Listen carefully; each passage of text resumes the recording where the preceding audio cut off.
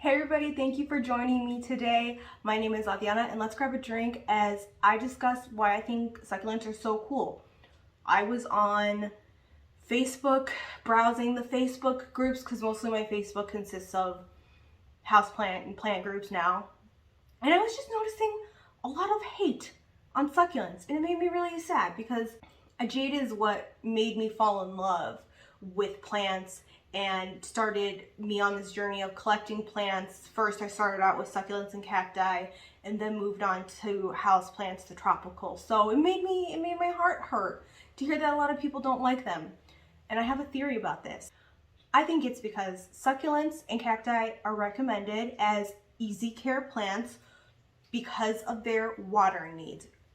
They don't need to be watered a lot. They don't. They like to dry out and have infrequent waterings, and that's a big plus. That's like a big plus for easy care. However, in most cases, their lighting requirements are a little bit more high maintenance because in general, most succulents need a lot of light and people can't provide that at all times. You only have so many south-facing windows to provide those succulents the lighting that they need. So that's where I think a lot of people fail at them because they don't give them the light that they need. And I think they also overwater them too, which is it's easy to overwater a succulent. It is. I just like, it's the comeback of the succulent. I just want to talk about succulents and why I think they're cool and why I think you should think they're cool because it makes me sad to think that people don't like them. And I mean, I know people don't like certain plants, but I just love succulents, so I'm gonna defend them. So just to start out, all cacti are succulents. All succulents are not cacti. Just putting that out there. Origin. So they originated from many places. Their more common origins are from Africa, Central America, and the European Alps.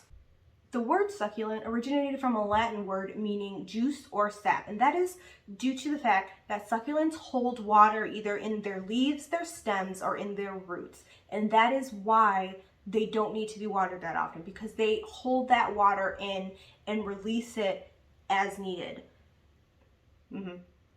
I think that's cool. And I really love succulents because they are just so unique in the way that they look. They look so different. They can come in a variety of colors. They are so easy to prop. And most of the time when you buy them, they're small. So they can easily fit in any area as long as you have the necessary light, either naturally or with a grow light. So I just wanted to show you what happens when succulents don't get the lighting that they need. They stretch. There is a word for this. I can't pronounce it. I'm not going to try to pronounce it. I'll write it for you. But this right here is an echeveria. Is it echeveria or echeveria? I think I like echeveria. I'm going to say that. Echeveria ruby slippers. And you can see here that she's a little leggy because, yeah, not giving her the light that she needs. And I'm fine with it. I actually think this looks really cool. Some people don't like this look, which is totally fine. What's really great is like with echeverias and crassulas and sedums and a lot of different other types. All you have to do to prop these is take a leaf and stick it in some dirt. That's it. And it'll start growing a new plant. I mean, it's not 100% successful. Nothing is 100% successful, so we'll take a couple and try it a couple times, but that's how you can prop these. If you are hating that your plant is growing like this, all you have to do, dead leaf fell. All you have to do is take it and chop it and then suspend it over water. Don't let it touch the water.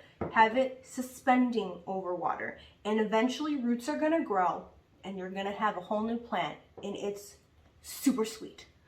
Other types of succulents like Haworthia, aloe, and gasteria, they produce by producing pups. You can prop them from their pups. So for example, this Haworthia here, like, I'm so far away. Like this right here, On the side is a pup. You can just pull it out. It has a couple more pups in there. But that's how you prop these. It's so simple, it's so easy. And actually, as a beginner succulent, I would highly suggest Haworthia because they don't need that high intensity light. They can survive a lower light situation. I actually have a couple of Haworthia in a northern light and they're perfectly happy there. Another one that you can prop from pups is Gasteria. And like I just don't know how you don't think that looks so cool. I think it looks so cool. And this has pups, so you just pluck them out and then you have a whole new plant. And it's awesome. I've even started experimenting with succulents in leca. Because you would think like leca water succulents that don't like as much water, like ugh, but at least with this Chrysula here, this is a Golem Jade.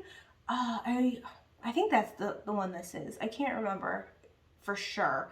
But this one actually had mealies because I do have to say a common pest for me with succulents is mealies. Oh my god, the mealies love them.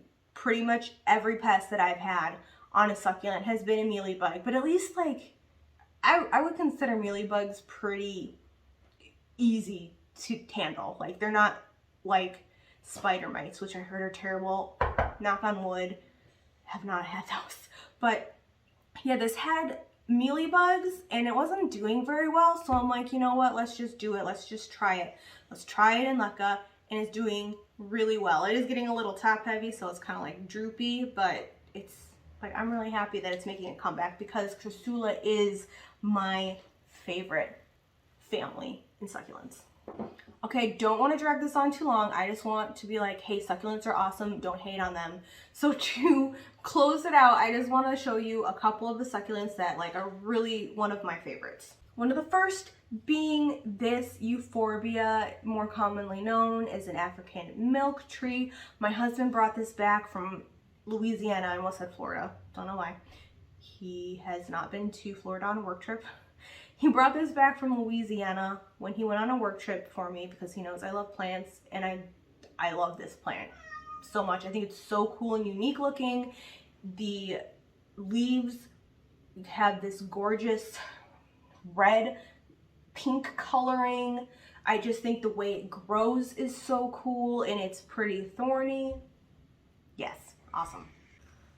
Another is this Chrysula right here. I forget the exact name. I did feature this one in my goth plants, and I'll write the name on it. But I love it because it's a very dark color, and I dig dark colors, and just the growth, the way it grows, I think is so neat.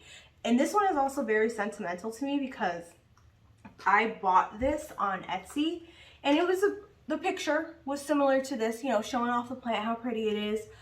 However, when I unboxed it, I swear they sent me 2 lumps of coal.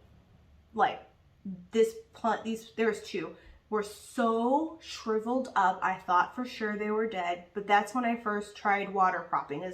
That's what I suggested to do with this guy here, if you don't like that stretched out look.